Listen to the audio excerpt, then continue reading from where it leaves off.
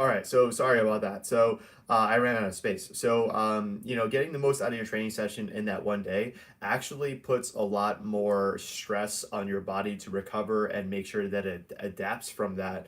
And it kind of actually also increases your risk of making sure that your next day of training is not as recovered. And therefore, it leads you to an increase in fatigue deficit. And then it makes your long term progressions actually worse. So, the decision that we have to make on a day to day basis is, are we sacrificing long term progressions, which means that we hit our RPEs and we move on from that, for short term wins or short term progressions where we hit our RPE 8 and we're like, man, I've been hitting 75 for forever now, so I'm going to go to 80 or 85, when you might not necessarily be ready to do that.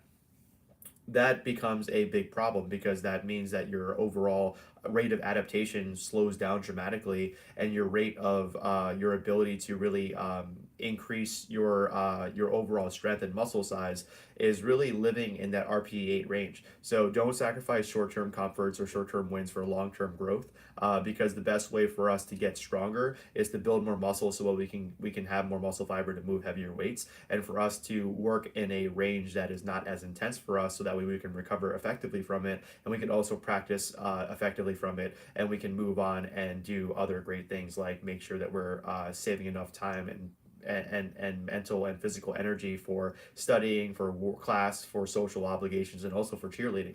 You also have to keep in mind that I coach athletes that overshoot and overtrain themselves without having to do another varsity sport. So keep in mind that you are not just a powerlifter, like you're a powerlifter and a cheerleader. So in that type of situation, you are effectively burning the candle on both ends. So that's why it's so important for me to really get across to you that we need to really make sure that we're being very disciplined in our approach with RP with respect to RPE. So really, there's nothing much to really talk about with respect to your comp bench. I think overall this is looking really solid. The only thing that I could really talk to you about, other than the strategy that I want you to really employ for comp bench and also across the board really, is for comp bench at top strength, it was fantastic, but we were kind of plopping on the chest a little bit, so we were kind of slamming the bar onto our chest. So we just need to make sure that we're a little bit softer on that touch point and then drive back towards the shoulders on the way up. Um, Last but not least, on touch and go, the biggest thing we can do is to increase leg drive tightness, because I noticed that your heels were coming up. So really try to push into your heels as hard as you possibly can, and really focus so heavily on ensuring that you are driving into your legs and feeling your quads light up as you're pushing into the bar.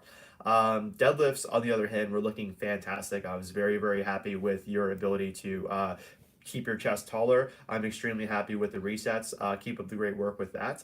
And then last but not least, good mornings look fantastic. The main thing that I'm going to ask you to do is not hit the pins very hard. So you're not going to plop on the pins. You're going to come down and pull your butt back as back as you possibly can until you make very soft contact on the pins, and then drive your back into the bar very nicely. Overall, your good mornings look fantastic. Keep filming at that angle. Keep doing what you're doing.